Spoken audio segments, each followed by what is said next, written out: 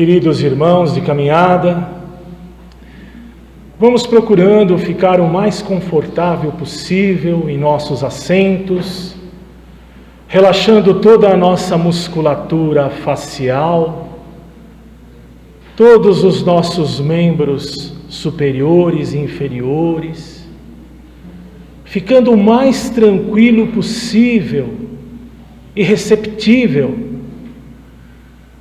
para que possamos sair deste templo bendito muito melhores do que quando nós chegamos.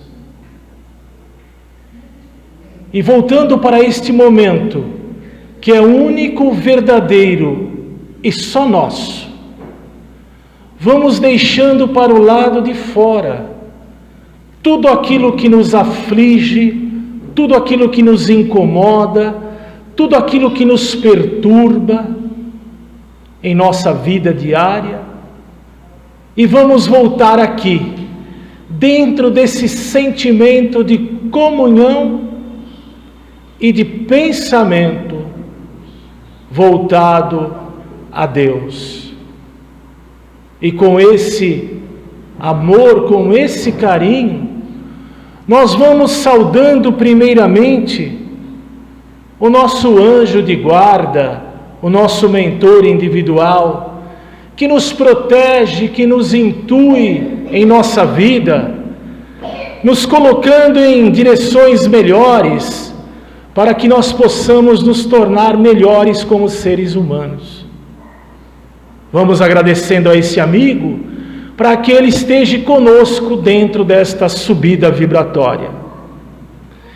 E assim, nós vamos subindo alguns degraus a mais e vamos nos envolvendo com a figura meiga, afável, doce e serena da nossa mãezinha querida, a nossa mãe espiritual, Maria de Nazaré.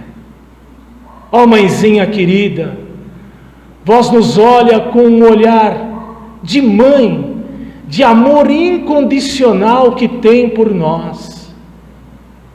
Nos cubra com seu manto de luz, nos afague neste momento, como criancinhas que somos, dado as mãos, e nos leve até a presença do teu Filho amado, o Rabi da Galileia. E neste momento, nós vamos percorrendo por um caminho aonde a gente se vislumbra com uma natureza muito exuberante, com uma relva, e aonde a gente vai sentindo um ar bastante agradável que entra dentro de nós, e vai revestindo todo o nosso sistema imunológico, e a gente vai se sentindo bastante confortável.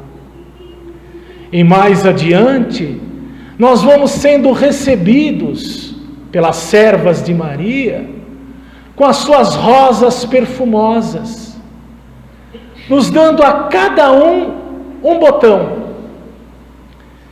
E assim, nós vamos percorrendo e vemos lá adiante, com um sorriso largo, nos esperando de braços abertos, Jesus de Nazaré. E nós vamos chegando, vamos nos deleitando diante da tua presença, e ele fala para nós: vinde a mim todos que estáis cansados, sobrecarregados, aflitos, doentes do corpo e da alma, que eu vos aliviarei. Ó Mestre querido, nós estamos aqui para refletir os teus ensinamentos deixados, para que a gente possa colocá-lo em exercício em nossa vida. Nós te pedimos agora, Mestre querido, que nos apresente junto a Deus, este Pai de onipotência, onisciência e onipresença, que tudo vê, que tudo sabe, que sonda o nosso coração e sabe das nossas verdadeiras intenções. E a Ele nós damos todo culto e toda graça, por este momento bendito de estarmos reunidos em Seu nome. E com esse amor, com essa gratidão em nosso coração, nós vamos dizendo: Pai nosso que estais no céu, santificado seja o vosso nome. Venha a nós o vosso reino. Seja feita a vossa vontade, assim na terra como no céu. O pão nosso de cada dia nos dai hoje. Perdoai as nossas ofensas, assim como nós perdoamos a quem nos tem ofendido. E não os deixeis cair em tentação, mas livra de todo mal, mas principalmente de praticá-los, pois o teu poder é o reino e a glória para todos sempre. Que assim seja. Boa noite a todos. Que a paz e a luz do nosso querido e amado Jesus esteja aqui conosco, nos abençoando, nos protegendo, nos intuindo, retirando todos os nossos medos, as nossas incertezas, tristezas, e nos traga aquela paz que nós tanto necessitamos. O meu nome é Rogério, e é com imensa satisfação, com imenso carinho, que eu vou compartilhar com vocês algumas reflexões sobre o tema preposto por esta casa bendita, que fala que não se pode servir a Deus e a Mamon. Isto está no capítulo 16, do item 1 e 2 do Evangelho segundo o Espiritismo. Tá bom? Primeiramente, meus queridos, lá eles falam sobre Mamon. Originalmente, é aplicado a um texto bíblico, Mamon, para descrever riqueza material, cobiça, avareza e ganância. Olha só, uma palavra que tem origem hebraica. E literalmente, a gente entende essas denominações como o dinheiro. E Mamon, normalmente, ele é relacionado a um nobre de aparência, lá do Velho Testamento. E esse nobre, ele tem essa aparência deformada e carrega um grande saco de moedas de ouro, aonde suborna a alma do homem. Olha que coisa, Mamon.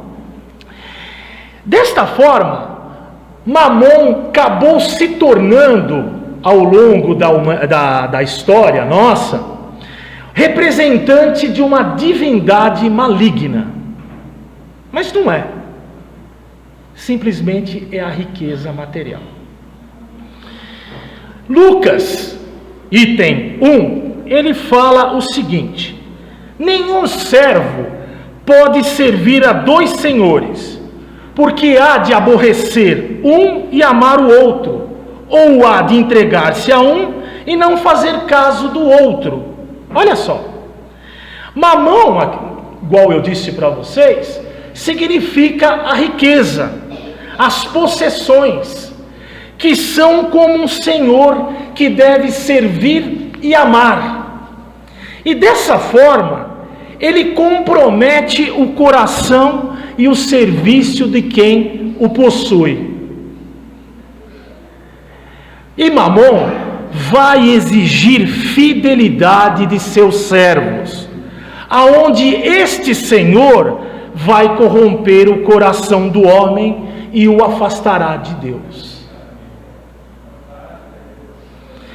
Aí, para a gente já começar a refletir sobre essa questão, meus queridos, quantos de nós, seguidores do Cristo, já não colocamos os nossos corações para Mamon?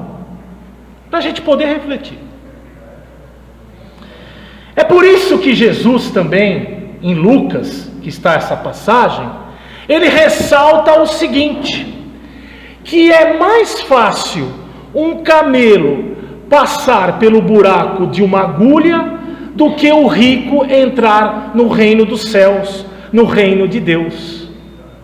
Para que a gente possa interagir e fazer uma introspecção sobre isso. Não é impossível, mas uma grande riqueza o torna, dependendo como ele conduz e como ele administra aqui no plano terrestre. E Jesus faz um alerta. Mas qual é esse alerta? Não que a gente não deva ter posses. Olha que coisa. Mas fiquemos de sobreaviso. Sobreaviso com o quê? Contra todo tipo de ganância e apego, pois é um sério obstáculo à nossa ascensão espiritual, à nossa vida espiritual. A vida de um homem não depende da quantidade de bens que ele possui. O que a gente quer dizer? Que a felicidade de alguém não está condicionada ao poder aquisitivo que ela tem. O dinheiro ele pode trazer conforto, mas não felicidade. O perigo, meus queridos, é de se tornar rico. É que podemos esquecer de Deus e dos outros, ou até mesmo de ambos. Isso que é para a gente poder refletir.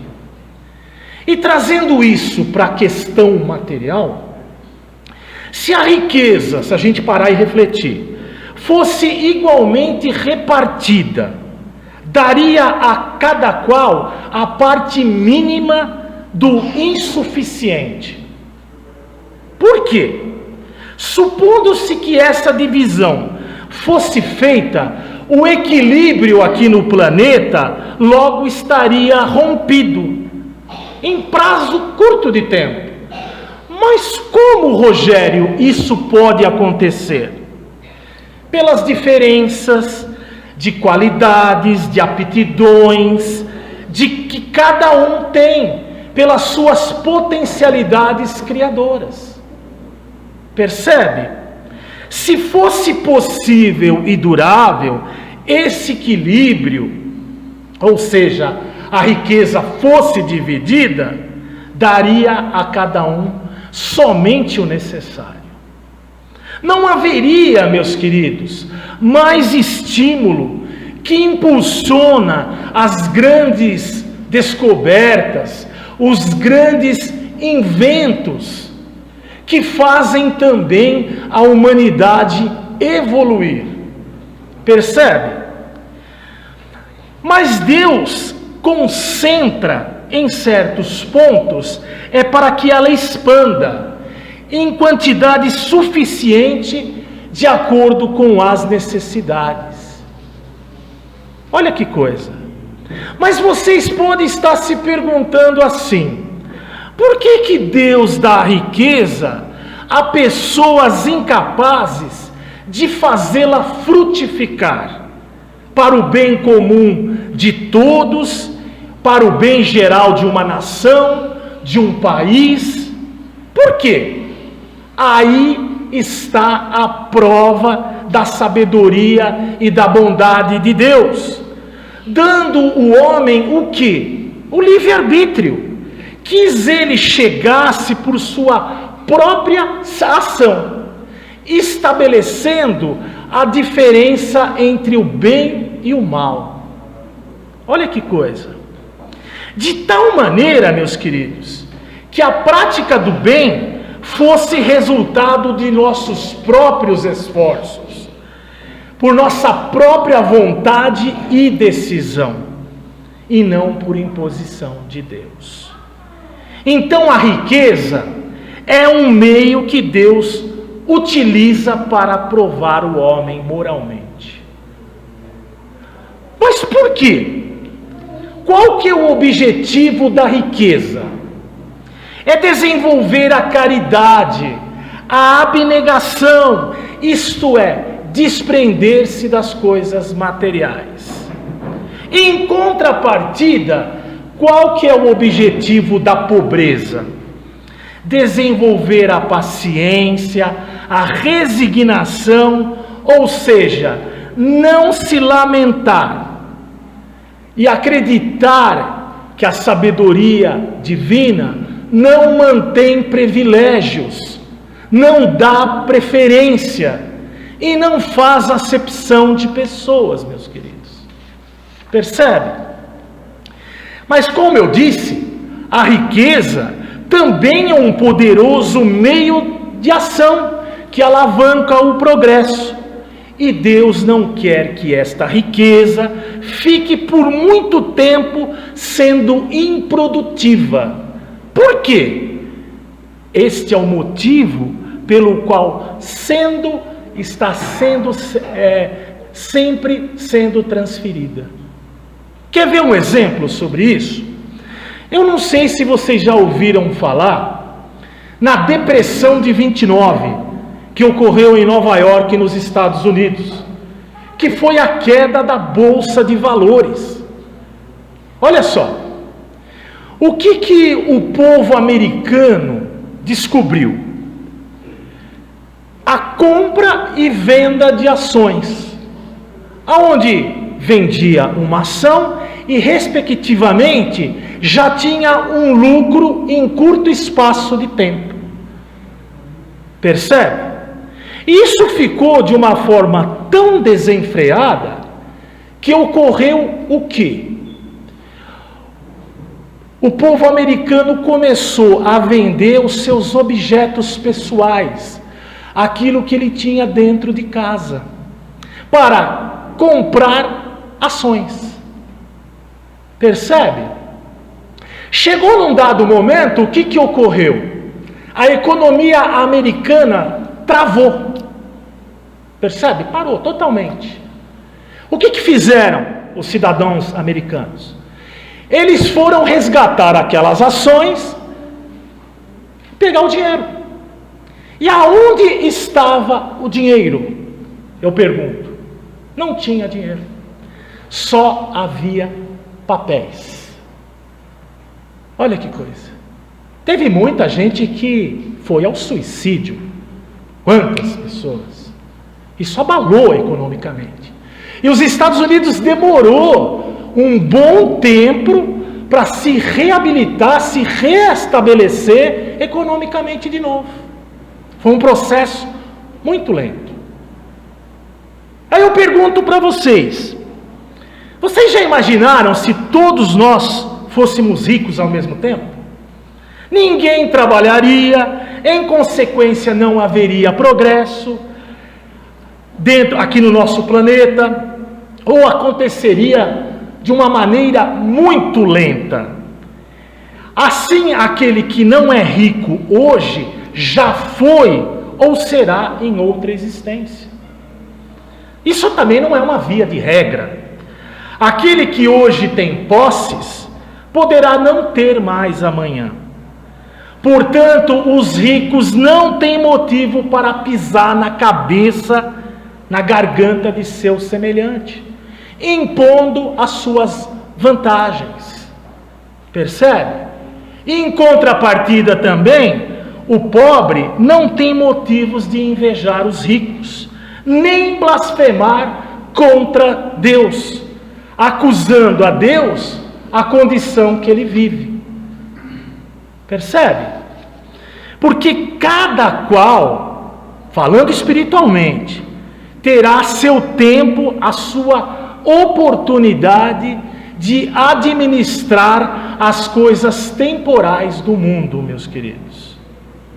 E agora, trazendo para os nossos valores espirituais, fazendo uma analogia nessa existência atual. Quais são os nossos valores? Qual é a nossa verdadeira propriedade aqui no planeta? É tudo aquilo que podemos levar desse mundo, e não é nada daquilo que é para o uso do corpo. e sim tudo aquilo que é para o uso da alma. E o que é isso, Rogério? A inteligência, os conhecimentos, as qualidades, as virtudes, os potenciais divinos e morais que ninguém vai tirar de nós. Percebe? E aí a gente pode refletir: eu estou buscando o pão espiritual? Ou ainda procuramos por coisas que as traças corroem, os ladrões roubam e o tempo consome? Porque Jesus fala para a gente atesourar os tesouros do céu, percebe? Que são imperecíveis. E aí, dentro dessa questão, trazendo em outras palavras, nós estamos dando mais importância aos bens materiais do que aos espirituais, para a gente poder refletir. Jesus define o conflito de toda a criatura humana entre o ter e o ser da seguinte maneira: no mundo somente tereis aflições, mas lembrai-vos de mim, eu venci o mundo. Vocês já ouviram essa expressão, né? E nós, como criaturas humanas, estamos ainda querendo vencer no mundo? É muito importante a gente refletir sobre isso. O materialismo, ele nos solicita, ele nos apela a todo momento, a todo instante. E nós somos subornados, inclinados por ele. Ou não? Dedicamos a nossa existência terrena com as coisas do mundo. Mas por quê? Porque nós amamos o mundo, ou não? Aí eu vou fazer uma outra reflexão em cima disso. Quantas vezes a gente se desculpa diante da ausência na prática do bem, da justiça e da caridade, alegando falta de tempo? Eu não tenho tempo agora, Rogério, para isso, para me comprometer com isso. Então estou concentrando maior atenção nas coisas materiais e não nas coisas espirituais, que eu posso também realizar com meu semelhante. Ou não é? E aí a gente começa a trilhar um caminho de sofrimento, de dor e de aflição e de conflito existencial. É essa aflição que Jesus diz. Percebe? Que a gente teria aflição. Aí, para a gente poder ainda refletir sobre isso. Então, nós vamos continuar sofrendo? Continuaremos afirmando que nós não temos tempo para fazer o bem? É passada a hora. Agora é a hora da tomada de decisão, porque o futuro se apresenta agora, meus queridos, não está lá na frente. Percebem?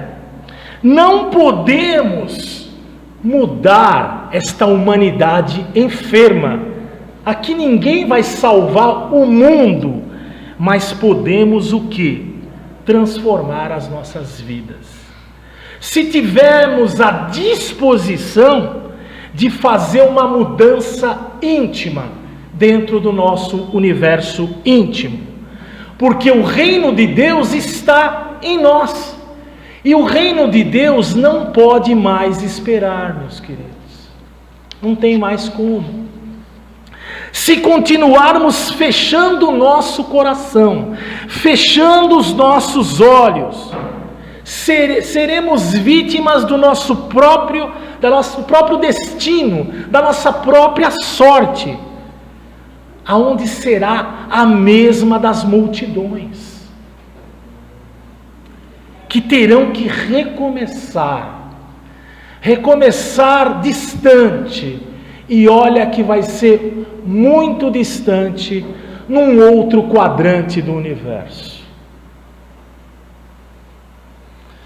Que possamos juntar, meus queridos, com serenidade, a paz, o perdão, a compreensão, a dedicação ao altruísmo também, porque muitas pessoas são egoístas e não pensam e se tornam indiferentes aos problemas alheios.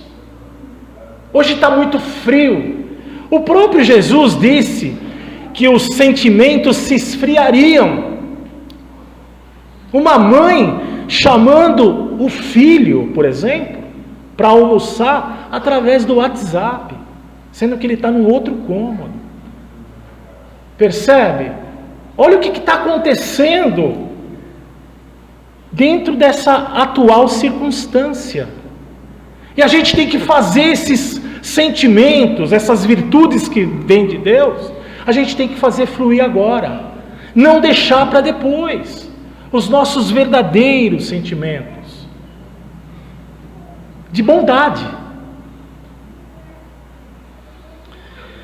Este é o caminho para a nossa sobrevivência na instabilidade e na incerteza no tempo que nós vivemos.